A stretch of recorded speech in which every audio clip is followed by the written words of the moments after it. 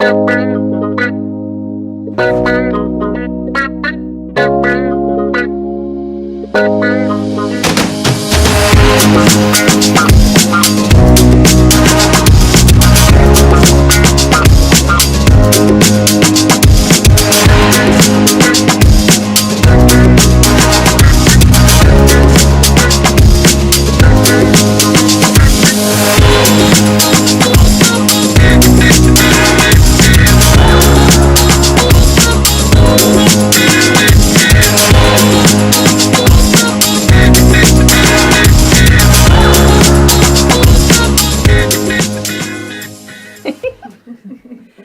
evening, everyone, and welcome to another episode of Girl Talk.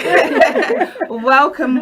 So tonight's episode, we will be talking about sex. We can't say that though without singing the song, right? Let's talk about sex, baby. Let's talk about you and me. Let's talk about all the good things and the bad things. That's maybe. Let's talk about sex. Okay, now that we've said it. That was our icebreaker. Definitely. Probably more for us than you. Really, and if you're at home, just get it out now and Yeah, just say say the the word word. sex. Just get it out. 1, So 2, say it. 3, Sex. Oh my god. Great. So now that we're all warmed up and absolutely ready I was for actually the topic, looking for an excuse to drop out tonight. no excuses. We are here. So tonight is actually a really important topic. I know we are all laughs and giggles, but sex is such a taboo within our community, and especially within the Christian community. It's very hush hush.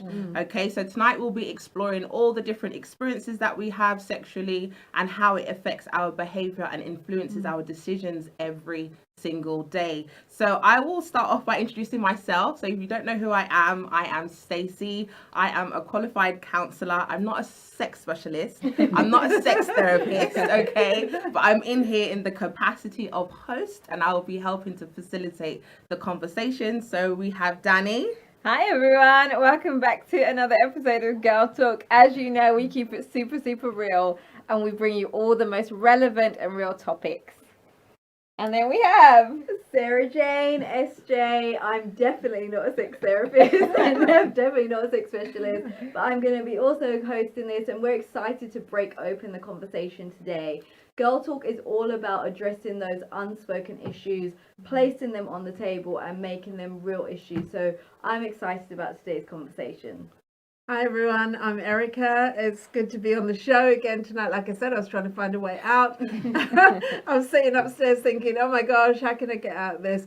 But it's just that one of those subjects that no one ever wants to talk about, yet it dominates our society. And before I introduce our guest on the show tonight, I just want to make a disclaimer. If you are under 18, please get parental consent before, just in case any of the content goes It will be explicit. It will be explicit. So just be warned, if you have an under 18-year-old in your midst, it's parental discretion if you're going to continue to watch the show. And one of the guests we have on tonight is Bwindo.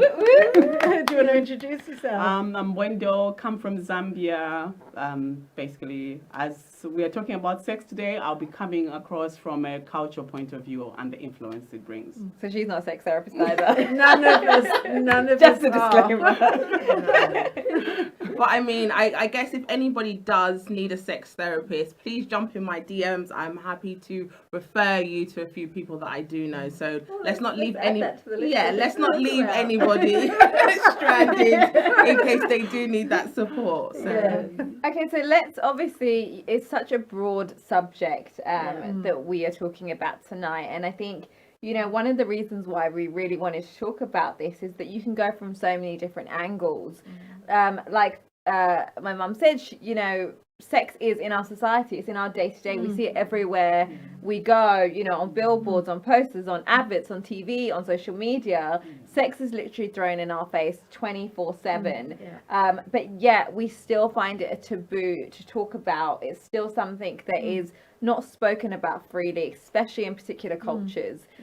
So we really want to explore that tonight. And Stacey, I know that you were talking about obviously what's sex looks like in society today. Yeah, I think we all draw reference for sex from somewhere. So I just want everyone to start thinking about, where do we get our reference from? Is it from the world? Did you get it from a particular movie? Did you get it from a book? Did you overhear your parents? Did you hear your siblings? What is your experience of sex? Because if you look back, that particular incident has defined the very foundation of what you think sex is and what your perception of sex really is. So I guess we can start exploring that. Yes. Well, let me just talk from an older person's perspective, because my age group, growing up and older than me, it was a taboo. It was never talked about. And I remember actually preaching on this subject. Sarah probably remembers this, in South Africa, and they asked me to open a Saturday morning 9 o'clock first session talking about this topic, and that's how I came out. Let's talk about sex, baby, because it was like one of those things to break the ice, and all these grown women just fell off their seats laughing because it's so embarrassing. But I remember one lady, she was like old enough to be my mom, and she said to me she knew nothing about sex. Her mum never shared anything with her, and she remembers I don't know what she thought marriage was going to be, but she said she got pregnant and she was so naive. She actually said to her mum, now she's pregnant, how's this coming out? Wow. And she didn't even know that. And I know that may seem funny to you guys now, but she said to her mum, how's it going to come out? And her mum replied the same way it went in. Wow. That's an amazing answer. She had a crash course. Yeah, sure does. Yes. So first and foremost, we're gonna explore. We have Window on tonight, Yeah. and she's gonna share with us a little bit about culturally what sex looks like. You know, whether you believe you have culture or not. Like Stacey said, we're all influenced by something that gives us a perception of sex, and culture is definitely one of those things. Obviously, I guess this is what would be considered an extreme for the Western world, because it's so different to anything that we kind of have explained to us or shown to us or whatever. So we're going to break that open a little bit. So Winda's going to start with her story, and she's going to talk us through a little bit about her experience, obviously growing up in Zambia. And what was your norm? Yeah. What was your first introduction to sex? Basically, you're normally told you're not supposed to have sex, but as you are going to the puberty level, you're sort of like, no boys, no sex, but there's a level of preparation while you're going towards the menstruation or when you get into puberty, sort of like a preparation. And basically this preparation, you're told, is going to help you. Basically, it's part of the process of being, once you become somebody's wife, it's going to be help or be a pleasure to the man, and also help you in childbirth. But it's something that's enforced on probably on the age you're getting to the puberty level. But without any... So that would be what, 11, 12? 12, 13, Okay. Depending on the levels. But when we were growing up, probably normally the puberty level would be around 12 now, which is gone down, probably 12, 13. That's the age. But it's hit in a way where, like, you're supposed to go through this process. But again, when we look at it on the other side, when I was growing up, the HIV went up. They won't tell you about why you shouldn't have sex, no condom and whatever. You're either, like you're saying, you're brought, depending how strict your parents are. You see certain movies, the attraction starts. In a way, all that came with no information. If teenagers want to explore, and I think the level of, when we look at from an HIV point of view, that's why it spreads so much in Africa, where there's this culture where they tell you prepare for marriage or don't have sex, and you're tempted to have sex, but there's no explanation of how we can prevent those things, and parents don't want to talk about that area. So something is obviously, and we're going to get a little bit deeper because we like to keep it real. So something is basically awakened. So the desire is awakened in a child from quite a young age. So obviously you're seeing all this information, you're seeing movies, you're aware of sex, and obviously this thing has been awakened in your body. You now have that desire to pursue that, right? So just talk us through the process of, I know you explained to us yesterday, talk us through the process of what actually happens to a young girl when she hits puberty. Basically, when you hit puberty, there's a preparation where you're told prepare your clitoris. Basically there'll be other aunties, mothers for some reason, even about buying. They might buy the pad for you, but how to wear the pad you are normally trained by if you have older siblings, aunties or cousins, which at the end of the day, I think it's one thing traditionally is not evaluated of the person who's coming to give you the information. Is it the right information? Has it come across the right way? And you just follow these steps. But I think for maybe 12-year-old or 13, even when you're older, 15 or 16, if your puberty level, your menstruation hasn't started by then, you're not really aware, if it's not explained clearly, what the process is. So you're just hit with these traditional rules that you have to follow. So let's get to the process. So you're 12 or 13 years old, you've hit puberty age, you just touched on it for a second.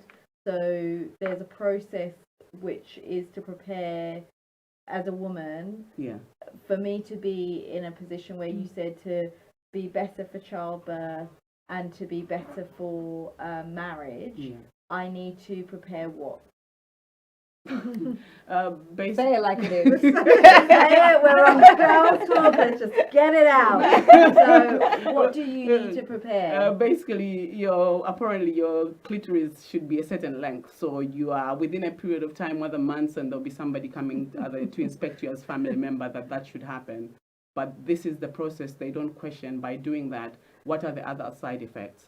But you said to us that the reason that is stretched was for the pleasure of the man. For the pleasure of the man, not the woman. That side is not explained, not questioned. Whether you're uncomfortable, even from a child's point of view, are you comfortable with this? It's just enforced, and they'll say to you, it's been done traditionally. Just follow. But thankfully, I came from a family where my mom will question that, raising me, and seek medical advice, and basically I wasn't forced into that, but it's something I know and was explained to. But who does that to you? Who does the stretching and doing all of that? It's other aunties or like from whoever the consent has been given to, but normally it's family members, your mother's sisters, or like cousins if they do have, or basically they demonstrate what's happening and then you have to follow. They'll show you what is being done, basically, but with parental consent. So what is it? Show me mine, show me yours, I'll show you mine. Yeah, some of them are bold enough to do Who that. does that? The older cousins. Your auntie shows you. Oh my god! Sorry. So no, You know, but we this is took- really but I think this is really powerful because you're really from the age of 12, you're being programmed. Yeah. Yeah. That number Yeah. one, your body's not yours at all. Yeah, you're preparing it for Because I someone. mean, most children, if you put them in a room with all of their aunties and was like, right, strip, and then Being you're really mortified. being fondled. Yeah. You're Yeah. being fondled. Yeah. That's let's put it plainly. I don't mean that to be disrespectful to anybody that is from that culture, but you're basically giving someone permission to fondle your child. Or they demonstrate, Or this is what they whatever do, it and is. then they'll be But what you're basically doing is teaching that young girl that her body is not private. It's actually for the use of or preparation for someone else, right? But we see it as culture and tradition, and some things, if parents don't question, it's probably different now. But for those who follow the tradition, and if these things are not questioned, then it's just followed or seen as the right thing, as tradition. It's part of our Can belief. that child say no? What would happen if a child probably, said no? probably now it's different. They probably have a voice because the new generation is different. But in my days, apart from having a mom that was strong and backed me up, I don't remember us say, when we said no, they'll tell you I'm the parent. Wow. And that goes back to what we touched on at the beginning. You know, your first experience of something sets the precedent of how you view that subject or that thing later on up the road. So, for example, if I went and had a really bad experience with my first church, and I would think every church is the same, and so you already built up this negative to that experience. And you know, when we talk about the problems that women have within marriage, enjoying this, that would be, I know for me, somebody like me would be so traumatized by that experience that it would be something I would actually dread or hate, and you'd find every excuse why you don't have to meet with your husband in that capacity. Okay, so let's fast forward. So you've obviously gone through your puberty stage of this induction. Okay, now fast forward to obviously the part where you're now actually going into marriage. So you're engaged, and you're actually being prepared for your husband. Talk us through what happens in the engagement stage. The engagement stage where they call it kitchen party. We have, depending on which side of the culture, we've got 72 languages in Zambia. So depending where you're coming from, and if you're from two ends like I come from the southern, we come basically then, but now it's sort of like everybody's, when they ask for the dowry, we were almost the most expensive females if you're marrying into. So basically, but in the preparation for being that, or whether that was the reason or the tradition, then there's what they call, they prepare you for the marriage, but mostly it's looked at the preparation where they do a ceremony of explaining to the woman, this is what you're supposed to do to please the woman, showing you Please how the man. to please the man, sorry, Yeah. in the dancing or the performance, and you have the ladies or aunties that are basically are going to talk you through this of what's the process. But when we look at it from culturally, if that's the case, let's say the beads are come in colors of white, So let's red. explain. So these beads are given from as young as a child sometimes. Some people do it as young as a so child. these beads are worn around the stomach. Yes, Okay, and these beads signify different things. different things. So there's different color beads that represent something different. So talk Yes. us through what all the different beads are and what they mean. Like from our end, the red will mean I'm on my periods. The white is like a good time where maybe I can't get pregnant, and the black is sort of, I'm not very sure, because now they probably the colors mean, and the black will be saying I'm sort of like, we can either make, or it's the other way around, one of the two. But that's Okay. what it's meaning, and that's the message you're coming across. But the beads are for stimulating Okay. basically it's also pleasing the man. But whether How? they say it's supposed to stimulate while having the sex, that's what culturally has been put across. I don't understand. Well, that's what we're told. So where is the I'm bead- literal. where is the beads on you that would give him stimulation? On your waist. So you're On wearing the lower waist. beads on The your hell? waist. Okay. Break it down, Mia. Am I the only one that doesn't know? Am I being really naive I here? don't want to know. I feel like it's going to be very descriptive. I just think what's like what really stands out to me is that at no point are the opposite sex communicating Yeah. anyway about sex. The women are only talking to their aunties about it, and maybe sometimes the men talk to whatever men there is, but there's no No, men and women having a communicating, conversation yeah. about sex. So when you got married, what was your experience? Thank God I didn't have to go through Okay. that, basically, because I've married across the border, so I haven't married somebody from my own country. But my question is now, how does this come across when you marry a foreigner or somebody who hasn't been exposed to that culturally? Yeah. At the end of the day, how will it come across? Because we do all these things, but at the end of the day, it might not please me or might not please the other person. So these are questions and things that might bring a misunderstanding in the sex life, because at the end of the day, there's all this preparation culturally that has been put basically from our tradition. But at the end of the day, I think the thing that's not being questioned, does it please you? How do the females even feel? How are we, despite being trained these things, we're never put across or asked, are you comfortable with this? Yeah. Because at the end of the day, I might go and make my husband happy, but if I'm miserable for a year or along the year, I'm never comfortable with what I've been taught. I think that becomes unfair, and it will bring friction at some point. Yeah, so what was your experience? Did you find that you had a healthy experience when you got married? You found it easy to express yourself sexually, or did you find that what you had been raised with was influenced your marriage? I think what helped me, my sexual life was healthy because I had an open mom. Okay. And despite she spoke to me and was transparent about the sexual, that's Yes. the relationship Yes. I had with my mother. So that helped me. Yes. And what was wrong, she always questioned Yeah. with basically scientific, professional terms, and also challenging the tradition, Yeah. despite what followed. And I think my mindset came open, Yeah. where basically I could communicate about that. But I Yeah. don't know how that has come across, and sometimes I think even for the older generation, maybe relationships or have come across, they might have stayed in marriage. Our mothers, well and good. But I think the younger generation, some of these things we're wondering might also contribute to the breaking up of homes. I think what I find so interesting is, most of us hear this experience and we're like, oh my gosh, like that sounds traumatic. I can't even imagine.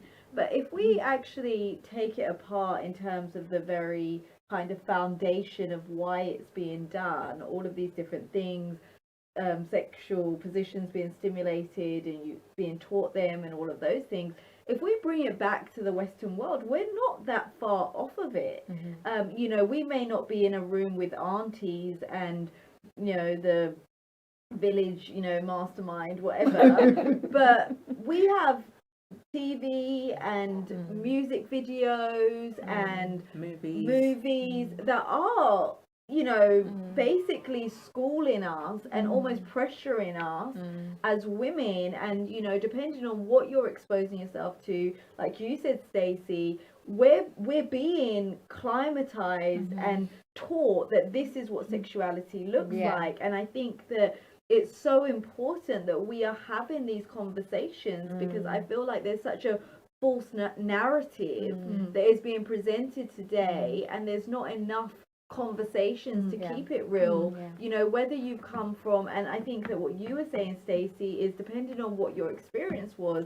I know for me, getting married from a Christian perspective, and then almost like, for me, I found it a little bit traumatic, if I'm really honest, having to almost make this switch in your mind where your sexuality, sex is something that is always something you stood really far off from.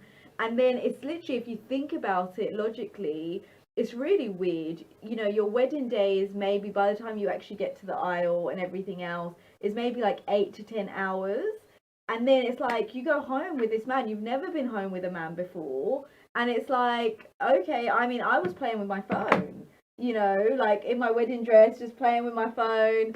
And, because it was like, how do I make this switch now from, abstaining all this time to now, okay, right, now I've got to now discover this person who I've actually spent 30 odd years not discovering to be holy or whatever. And so I think that there needs to be enough conversation, but then also on the other spectrum, there's somebody that may have had all of these different experiences, and now, okay, I need to put that aside and now find the right, healthy, godly experience. So I think that we do need to start having these conversations. And I guess my question would be, how do we know whether our view of, we talked about, whatever we're exposed to frames us, how do we know if that's a good thing?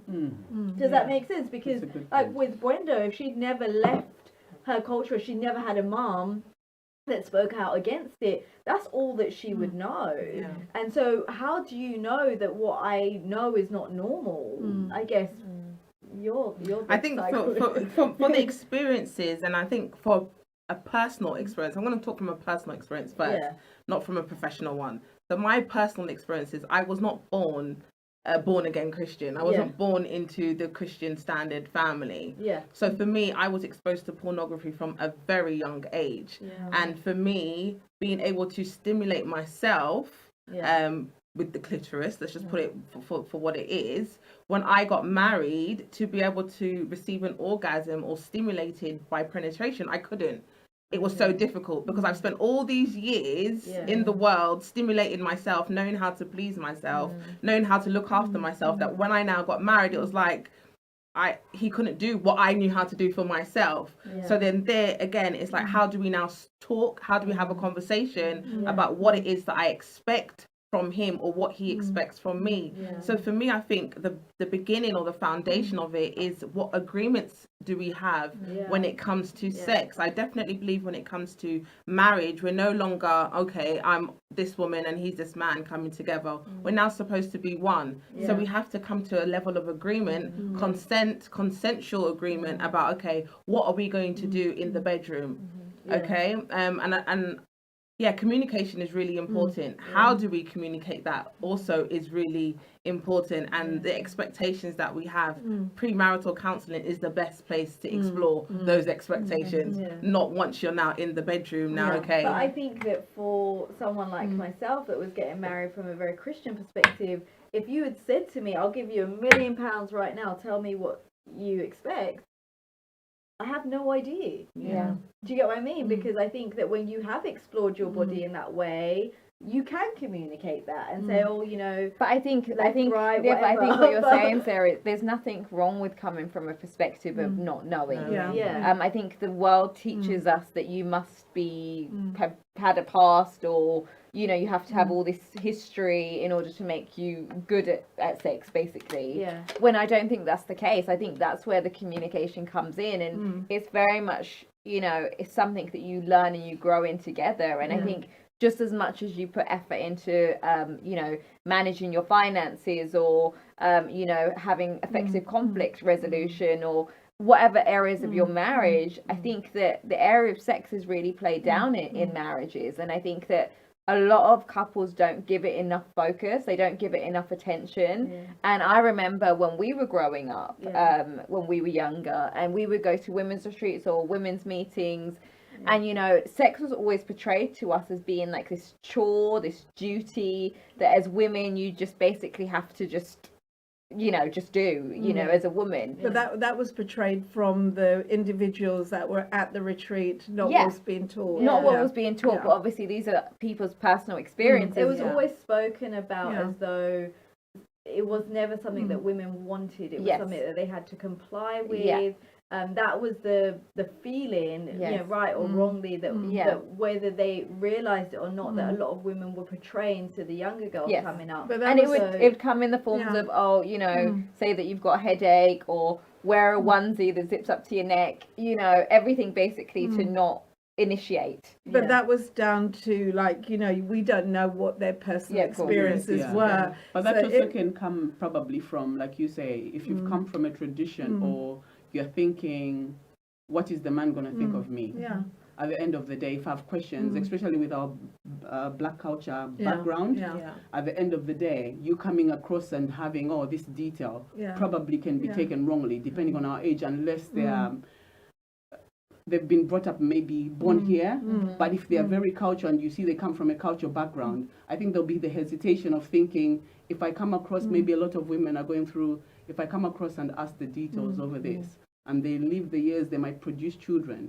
But to come exactly openly, depending on the relationship, it's an area they'll address everything else, but that's the place Yeah. that's been left on. But that's the most unspoken about Yeah. topic. Yeah. And I think the best place to talk about it is from, you know, if you're a parent listening, you're the one that needs to introduce that, and how you introduce that is so important, because I know for me, my mum would rather die than talk to me about sex. We've never had a conversation, actually. She's actually in the house, but She's in another room. Yeah, she's just in another room, because she would be embarrassed. At 84 years old, she would be embarrassed if she could hear this conversation right now. So I didn't want to subject her to it. But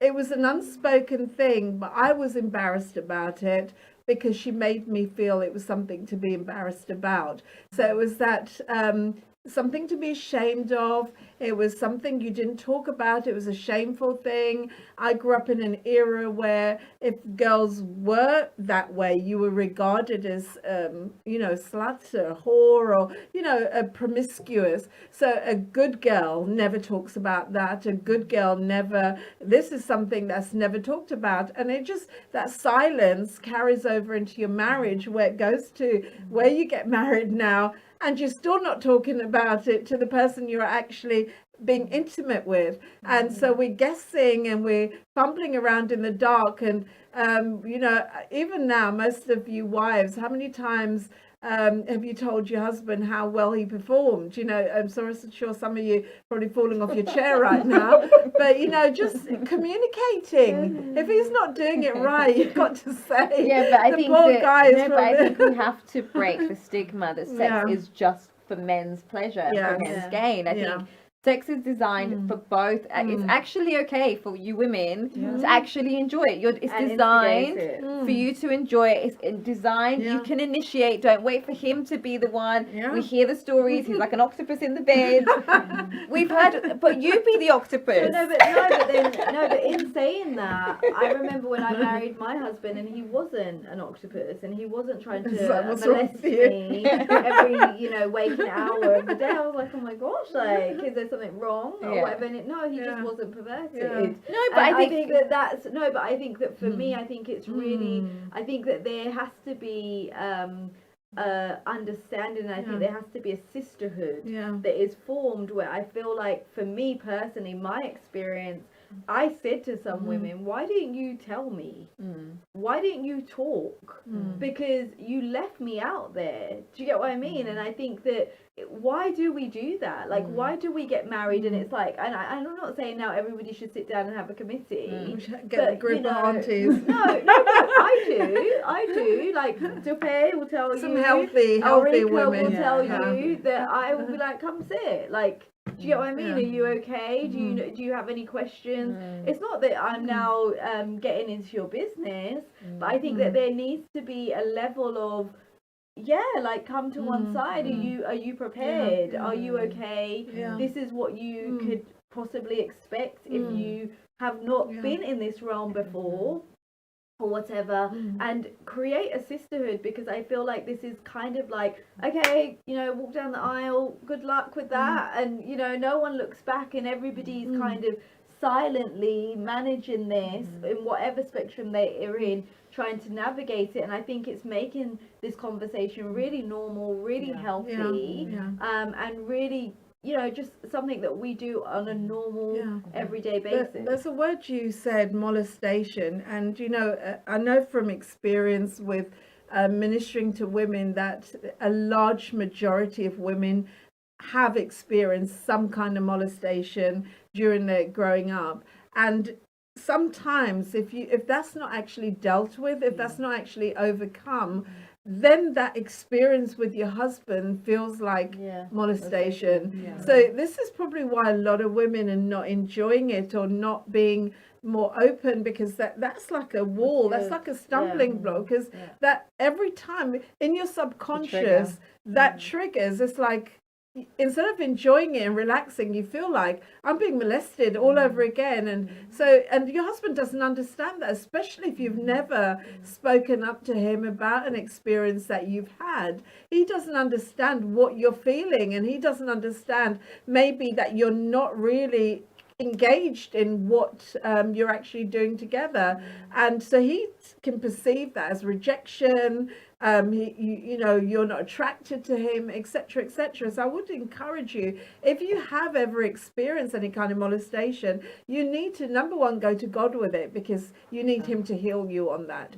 Because until that healing takes place, it's always going to be a struggle. And you need to open up to your husband and say, I've never really talked about this, but I really want to tell you where I'm coming from, and this has probably been a reason for a problem that we're having in this area, and I want to talk about it so we can move on, right? Yeah, definitely. And I think we have to, just going on, obviously this is a conversation that as a couple you need to be having, because it's also not fair that the man he's not aware of these things, and he's just kind of getting the effects of negative energy. And I think it's really important, and I really want to emphasize on the communication within marriage, because this is such a crucial, there's something that happens in intimacy where you minister to each other, and it's a part of your relationship where everything stops, and it's completely, there's you can't get closer than in the act of sex, and there's something so amazing about when the two of you come together and you set aside your time. It's just about the two of you, and I think it's going in not with the expectation, like, let me be pleased. Your focus should be that other person, and about making what makes them feel good, what satisfies them. It shouldn't just be wham bam, thank you, bam, and you're out. Like, it should be that you're coming together as a couple, and this is your time, and it should be special. But don't you think that there's something also, girls, if you are struggling where you're like, oh, you know, I feel really like shy and I feel really conscious, then instigate it. Yeah. That's your power. Like, instigating, you set the mood, you set the tone. You know that you look hot, you know that you're dressed from head to toe looking fire, so you already have that confidence already approaching it. Wait till he's completely off guard. You know, he's watching football, he's watching his favourite programme, whatever, and you slay. Maybe not when he's watching I football. think Sarah's taking notes from Pastor Eric. Maybe not when he's watching But football. what I'm saying is, when Women's you retreat. are All already these notes. when you're already approaching from a standpoint of you've already psychologically prepared yourself, stop waiting for him to do, you know, flowers every minute and this and every minute, and just sometimes you just want yours. And so it's about you also saying, do you know what, this is actually about what I want today, and take back your power, because I think that is where you also gain your confidence.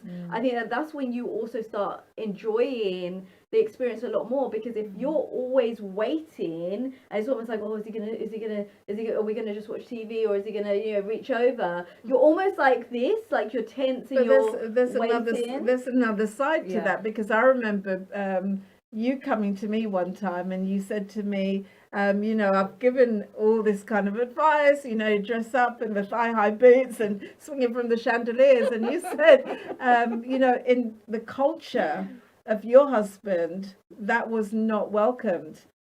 Because he saw that as being promiscuous. It might come across as that, because, like, this is what I'm saying, depending on the culture you're coming from, and if you haven't come across that way, you find that culturally, depending on the mindset of the person, you can come across in a wrong way. They think you're being, but at the end of the day, depending on the mindset, I think this is the thing, because I was talking to my daughter, my 20-year-old, basically concerning this before. It had nothing to do with me knowing I was coming here. But I said to her, how do you, at the end of the day, you're a virgin and you're coming to that age where guys are going to be attracted to you. But at the end of the day, you won't know how you're going to feel when that moment comes. It's you preparing yourself and being open from the beginning, that when the right person comes, you are able to speak about this. Don't feel awkward, but you start by talking to mom, because when that person comes, you don't wait until you are in that position at the end of the day. And it's okay to say, I don't know how I'm going to feel. And also, to be honest, I might be uncomfortable. If you're uncomfortable, then there's no moving forward until you do feel uncomfortable. But this is the thing I was asking.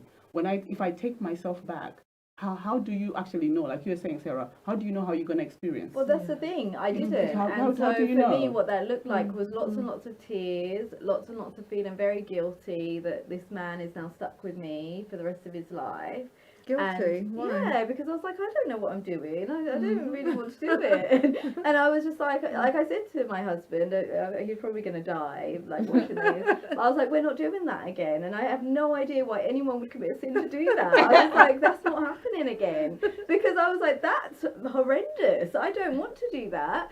And it was traumatic, because I was like, what the hell is that? Like, And I think why are that's people the- going to hell for that? That's the experience of a lot of individuals that have been Yeah. raised in church. And I think sometimes, depending on the church you go to, sex is like, you don't do it. It's this bad thing. You stay away But from it that's the until thing, you're mine married. wasn't about a mindset. It was literally just the actual experience. I was like, well, that's just not nice. It's not what And it's then rated no, at.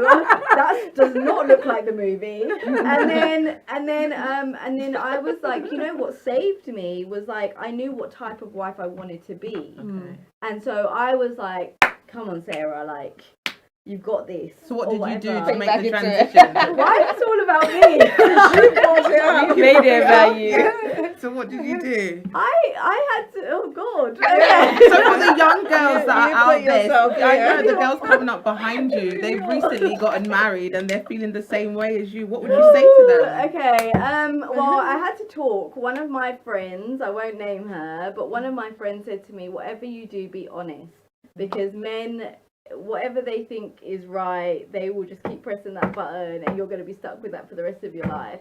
So she said, whatever you do, be honest. And so I was really honest, and I said, I don't really know what I'm doing.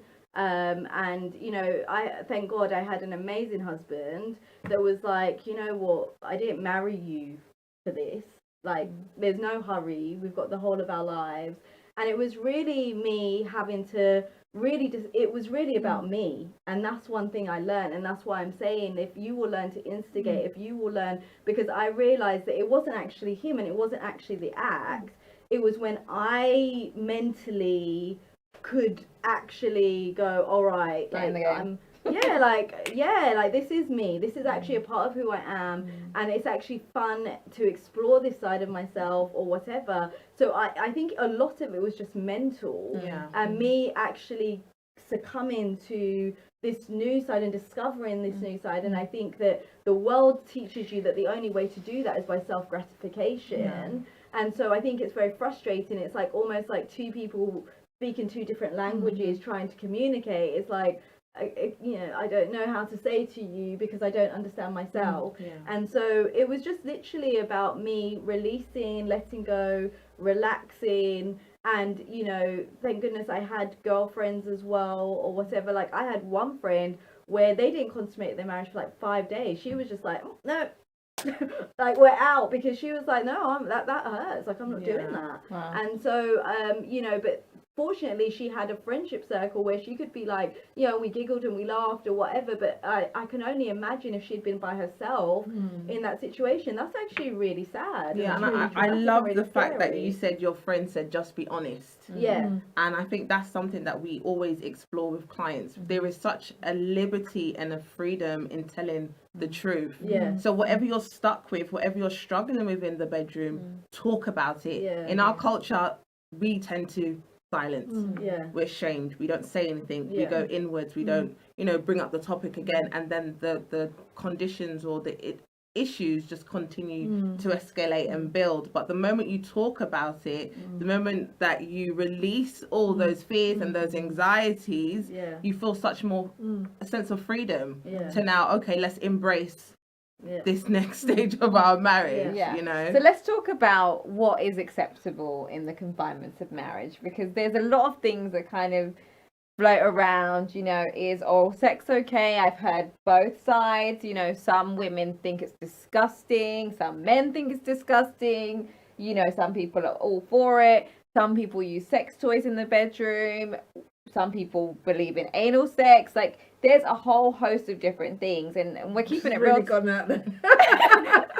You know, I'm going to be the one that keeps it real, right? So let's just discuss those things a little bit, because I think that, you know, this is the part that you guys actually want to hear. So let's just talk a little bit about, because I know we've had this conversation. I've got marriage friends, and we have these open discussions, like, as couples, like, you know, yeah, like, because for me, I think that, you know, I'm not shy, and I don't think that it needs to be a taboo. And I think that, you know, we can all glean from each other. You know, if something's working for you, great, let's all, you know, like, let's pass that information on. So, you know, Sharing is caring. Oh, so God. let's just talk a moment about what is acceptable, especially as Christian couples. What is acceptable in the confinements of marriage? Because, you know, there are obviously different boundaries out there, and I think, you know, you've got to still keep your marriage godly, Yes. and you've got to keep God at the center. And I think, you know, there are all these elements that you can bring into marriage that do distort the act of sex. And I think that we have to be very careful to ensure that our sex life in marriage is, you know, Contained. God at the center. Yeah. You know, and he is glorified in the act, Yeah. whether we like it or Yeah. not. Even though it satisfies us, he should be glorified in the Yeah. act. So let's just break that open a little bit. Why don't we break it over with you, Danny? What are you asking, Sarah? I don't know. What are the things that you just said? So let's first let's talk about oral sex. Okay. Stacey's referring to her notes. We're like, Did we not prepare for this? Okay, so we're talking about Let me just say this. Whichever way all of this conversation goes, it should, whatever you do as a couple, number one, we talked about it glorifying God, but it should be something you're both comfortable Yes. with. Yeah. It shouldn't be something enforced on another. For example, if you're a woman and your husband's asking you to do things that you're totally uncomfortable with, you need to talk about it and let him know, I'm not comfortable with that. Explain why you're not comfortable with it. It should never be that any one person is forcing the other person to do something that they are not comfortable with. So let's take it from that perspective, that it should be something that you are willing to try. Yeah. If you don't like it, then say And, so. and I think that there is a prelude to the act, and I think that that's what we consider as foreplay. And I think that this is really important in a marriage and in sex. And I think it depends on yourself. Like for me personally, I never want my husband to have any other reason to fantasize about anything else because I'm not willing to do it. Yeah. So I'm not going to say what we will and will not do. I'm sitting next Such to a my lady. mother. Such a lady. But what I will say is I am my husband's fantasy, and he doesn't have any need to fantasize about anything else or anyone else. Exactly. And that's something that I was very intentional about. Yeah. And yes, I don't feel like there's any needs that he doesn't have under what I deem as normality. For me personally, the act of anal sex, for me personally, I think that is something that has been perverted. Yeah. I don't think that God's ever ordained our anus to be penetrated. Yeah. Like, personally, Yeah. I don't think that is something. I think that's something that's come through the realm of pornography, Yeah. and it's been glorified through that. Yeah. So personally, for me, that's off. And I think speaking to the men, and I'd knock my husband. no, out but I that think one. speaking to the men, because Yeah. this is, the reality is, I know I've encountered men before where they feel like this is a norm, Yeah. where they feel like it's acceptable or is expected, Yes. for their wife to participate in this. And I think that, if you've opened yourself up to pornography and you have seen sex distorted, Yeah. you really need to find out what is God's blueprint Yeah. for sex. Because when you take something and it's perverse, that's not God's blueprint. Yeah. Yeah. And I think we have to come back to the blueprint that sex was designed for a couple to come together, and it should be pleasing unto God. And I think that has to be the blueprint. Yeah. So let's talk about, obviously, like I was saying, the Well, some phrase. people Can are we, saying, can we touch on it as Yeah. well in the context? I know a lot of young people are doing that, and probably even within the Christian kids are doing that because they feel like, well, I'm not actually having sex because it's not vaginal, but Penetration, they're doing the Everything else. Yeah, they're doing everything else. They're doing the anal sex, and we've got to remember that sex started out good. It started, as long as it's within the confines of how God intended it to be, which is in the confines of marriage, number one. But we recognize that also the devil took a hold of that, and all the perversions. It doesn't mean as a Christian that everything goes. There are things that the devil's taken from that and brought perversion to it, homosexuality and all that kind of stuff. And anal sex is a form of homosexuality, even if it's a man doing that to a female. So we've got to recognize this is sex being perverted here. sodomy. That's where the word sodomy comes from. So when you look at it in that context, you cannot, as a Christian, justify that as being normal or holy or pure. That's perverted sex. So we've just got some comments saying there's a difference between lovemaking and sex. Definitely, but I think both Absolutely. of them have a place in marriage. Yeah. Every Yeah. day is not about lovemaking. Yeah. As is every day is not about sex. Sometimes you just want sex, and sometimes you want the whole candles, music, Build whatever up. else. Sometimes you don't, and there has to be a place for both of Yeah. them. Any other comments? I hope that's answered that. And I think Yeah. in lovemaking, I think that is where foreplay comes into. Yeah, you got into. time. You've got time. Yeah. It's a build up. You're obviously really kind of taking that other person's needs into consideration, and there's a whole build up, which is obviously where things like oral sex come into play. And I think just from going to that, I know that this is a question that is thrown around a lot with singles, like, is oral sex considered a sex? Because you know, Yes, people that are dating. This isn't just because we want to make it very I clear. think sometimes it's more intimate than sex. Yeah, but I want to make that very clear, because I think that before you get to marriage, there's obviously you're attracted to this person. There's a process of courting, dating before you get to the marriage stage. Let's just talk about that for a moment, quickly, because I think that this is a question that always comes up at single seminars. Yeah. What is a single person allowed to do as a couple? You know, your intention is to get married. You know, how much can we kiss? Can we hug?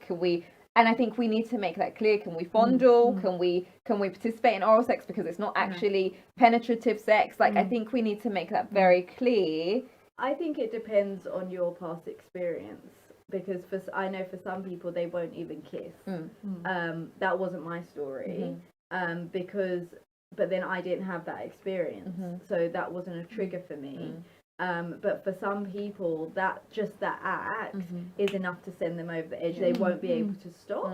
It's just like if you've been addicted to alcohol, you know, you may not even be able to have a sip, you know, like your friend, where she wouldn't even drink out of a wine glass because that was enough to act as a stimulant or a trigger.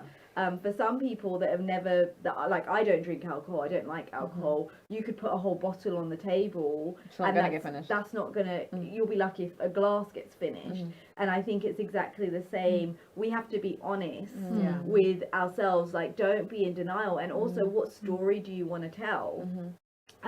Because for me, that was what kept me, is what story do I want to tell? What story do I want to tell to my children one day? What story do I want to be told about myself? And so for me, I was very clear with that. And I think that if you're honest with yourself, you know, if any clothing is being removed, you're in the danger, red zone. Well, if any of your sexual parts are being handled, yes, you're already in the process of lovemaking, whether you go all the way or not. And even the Bible gives us a line. This is a boundary line. The Bible says if you look to lust, but once you open that door, even if you don't go all the way, you've already entered into the process of lovemaking, whether you finish it or not, whether you go all the way or not. The moment you start fondling, and I know this is something that a lot of young people and the culture of today, because a lot of people are coming into church, but we've got a history, we've got a background where we may have been promiscuous, and you were doing all of that before, and that's going to be hard to rein that in, right? But I think that what's really important, because we've got 8 minutes left, is that it's never too late to rewrite your story. No. So even if you come in and you have had the most, you know, colourful, free There's no condemnation. life. There's no condemnation, whatsoever. and God can rewrite your story. And I know, like, myself and my husband came from two different spectrums, and God completely rewrote our story. And you know, and it can become something so beautiful. And if you allow someone, and I think that this is really important as well, that if you carry yourself in a certain way, once you start dating someone, God will rewrite that. But sometimes we keep stepping in, and then it has to keep being rewritten. So it's really important that we allow God to retrain us, and we allow God to you know, say, God, you know, what does it look like for you? What pleases you, God? And allow Him to rewrite that story and reset you. And I think that's where we leave past experiences in the past, and we don't carry those things or expectations into marriage, because I think it's probably the worst thing, that if you've had a sexual past or sexual experiences prior to marriage, you then go in comparing previous partners to your current spouse. That sets the room for a lot of resentment, because if they don't meet this expectation of, you know, Susie that used to spin from the ceiling, and turn around, touch her toes. it can become very much an anticlimax. So I think that it's like you said, rewrite your story, go into marriage fresh, and leave your past experiences behind. And I think don't go into marriage expecting, I think marriage is supposed to be like such a beautiful safe zone where we learn and we grow together. And so I hope that before we go into children, because we've got literally 6 minutes left, I can't believe how quickly we've run out of time. I hope you guys are able to start that conversation. If you're in a marriage at the moment, and you know, you can safely speak to your spouse, start that conversation. And, you know, it may be something like, honey, you know, I haven't been fully present sexually. I would love to be. I'd love us to have an amazing sex life. Is it okay if we consciously start working on this? And then if you need help, reach out to us. Email. If you don't have anyone in your circle, then you can email. That's what we're here for. Email us at b2bchurch@aol.co.uk, and we can phone you back and speak to you. And if you're also, like struggling with Stacey said, she can refer you to, if you actually really need help, there are specialists. Can you just quickly touch on that before we go into the kids? Because I know that my friend had to go to a sex therapist because she was abused when she was younger. So she would literally just freeze up. Yeah, I think, you know, as I said, people's past experience of sex really distorts their perception of it today. And that's with anything in life. Once you've been traumatized, that is your new reality. And it affects people to their core. So their behaviors, their thinking, so many different triggers, and it literally paralyzes them sometimes. And counseling is more of a talking therapy based on, okay, if I can change your perception, I can change the way you think or the way you feel. However, with sex therapy, the body plays a huge part in it, which we don't do in counseling. With a sexual therapist, they will teach you how to embrace your body. How do I bring my body back into unity with my mind? And I think that's what, when they specialize in that, it's really powerful when they're able to get the right Are there support. Christian sex therapists? I don't, the ones that I know are not Christian sex therapists, but I'm sure there are some around the world. You can always research, Google, and if there's any out there, reach out to V2V. Yeah. Definitely. Okay, so before we go, we want to quickly cover children. How do we obviously introduce sex What to our age? children? What age do we Considering the introduce? schools are introducing it. Well, exactly. I know for me as a mother, I have a teenage son who's 16. I really wanted to be frank with the conversation of sex. I didn't want to be on the back foot. I didn't want it to be where I was playing catch up to the school or to his friends or to his peers. I wanted to be the one to have that conversation. And when I felt like the time was right, when he started to show interest, when it was being presented at school, I made the decision to kind of get ahead of that. And I bought a lot of books, went through Amazon and ordered all these books. A lot of them was really disturbing because they promoted masturbation in children. They promote that this is a way of reducing promiscuity in young people. So as a parent, I would really urge you to be involved, have these conversations with your children's school. What age? So I think you really need to know your child. As a boy, and I think girls and boys are obviously different, they develop at different stages. Ashley was about 10 when we had that conversation, and it was very frank, no holds barred. And I think your reaction is so crucial in that moment, because that's either going to shut them down or make them feel like, you know, this is something that we can speak about freely. And there's nothing that he said or nothing that he asked, and some of it was like inside. But it was really important that I kept my composure. And sex is something that, you know, we can speak about freely in our home. Yeah. It's not a taboo because we never made it a taboo. It's part of life. It's natural. They're going to have the feelings, you know, they're going to feel like this is something that they want to do. But the difference is, are they going to be able to come to the confinements and the safety of their parents and their family? Or are they going to go exploring the internet because it's freely, readily available to them? Or are they going to be taking advice from their friends or their peers, which is more than likely going to be the wrong advice? So as parents and as stewards of our children, I think it's so crucial that we equip our children, that we set them up for success, that we are giving them the right information, and even explaining to them why masturbation is wrong, the doors that it opens as a result. All of these things should be conversations that we have first in our home. I think it's really important to recognize, what did you need at that age? When you were 7, when you was 10, and you were being a doll. What did you need? Because I had questions, but my mum wouldn't dare talk about sex in the house. But I needed her to have certain conversation with me, or else I wouldn't have gone elsewhere for the answer.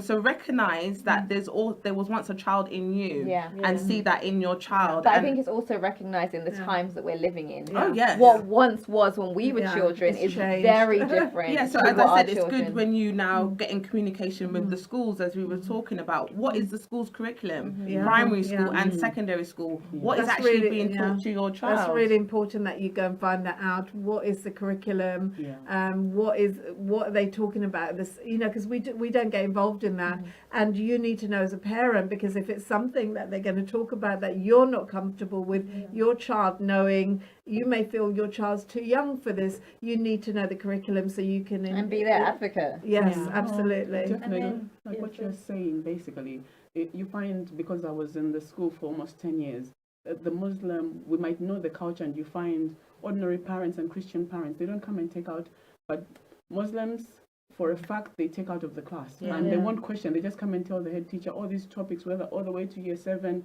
high school, just out of the class. Yeah. Give them different work, but Yeah. some of us don't even approach that because Wow. they want their kids not to be intoxicated. Yeah. And from that, I told myself, basically, I know the curriculum, Yeah. Yes. basically like the whole primary. Yeah. Like, I know, and I just told, basically, I told the school I've written, anytime these topics are there, my child is out. Yeah. Because when the head teacher wanted to argue with me, I said, when it comes to the Muslim, you don't argue with them. Yeah. You just obey. You don't question them. Yeah, Yeah. yeah. They yeah. just remove the kids. Yeah. But when it comes to all of us, they'll be like, oh, no, but it's part of teaching. Why don't you say the same thing to Muslim people? Yeah. Mm. Yeah. And can I just say as well, before we close, if you're a young Christian girl, you're single, you don't need to trial anything before marriage. Just want to encourage you, one of the beauties that we have, one of the treasures that we have as women is maintaining that. There is nothing more incredible than waiting. Say, what's that book you used to read? I don't know if it's... I Kiss Dating Goodbye. Yeah, it's just keeping yourself. You don't need to go and get an experience before marriage. So I just want to encourage that, because you've heard us talk a lot about sex. It doesn't mean you need to go and find an But then experience I would before. encourage those talk to- that are growing up in the Christian environment to find somebody To talk to. that you Yeah. can talk to, Yeah. that is married, Yes. that you can ask all the questions. I wish that I had done that more. I think that would have prepared me a lot more, rather than going in blind. And let's open up the conversation. Yeah. Let's start the sisterhood. Do you have any last thoughts or things that you want to leave with the ladies today? Wow. I'm just hoping that this has encouraged you, and that you're going to be more open going forward to talk about sex, not to be ashamed, not to be shy, not to cower away from the conversation, but to embrace it as a good thing. Sex is a good thing. God created it, and we should embrace it. Absolutely. So next week is our season finale of Girl Talk. So this is the next week will be our last episode for this season, and then we will be returning on the 2nd of September. So make sure that you tune in next week as we close out this And season. somebody mentioned about I Kiss Dating Goodbye. I'm very aware of the author. I'm very Yeah, aware yeah. of what he became later. Yes, We're not yeah. endorsing his No, work. not at all. It was just a comment. Yes. So thank you so much to our guests for Thank being you. with us tonight. We hope you guys Thank you. enjoyed tonight's session. We definitely kept it real here on Girl Talk tonight. Yeah, and let's get used to the word. Let's make it a healthy thing. Yeah. And more than anything, let's make it a God thing. Yeah. And let's remind ourselves that it's God that created sex. So let's go back to God's blueprint. Yeah. If you don't know what God's blueprint looks like, if you haven't been raised with God's blueprint, just like with anything else, all you have to do is ask. If you ask him, he will show you, he will teach you, he will rebuild you, he will retrain you. So hopefully we brought the conversation to the table, and you can continue that in your homes and in your families. Good night, everyone. everyone. See you. Good night. Bye.